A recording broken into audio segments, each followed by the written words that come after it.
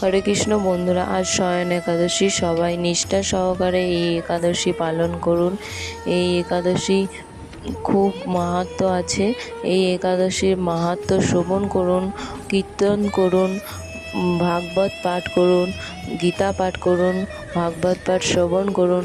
এই একাদশীর দিন আপনার খুব ভালো যাক এবং বেশি বেশি করে মালা জপ করুন এবং গোবিন্দের প্রসাদ গ্রহণ করুন, করে এই একাদশী পালন করুন।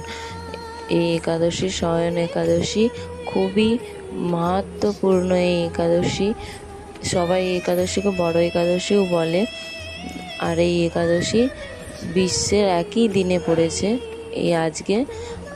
এই একাদশী সবাই নিষ্ঠা সহকারে পালন করুন এবং পরের দিন সঠিক টাইমে ব্রত ভঙ্গ করুন। হরে কৃষ্ণ, রাধে রাধে, হরি।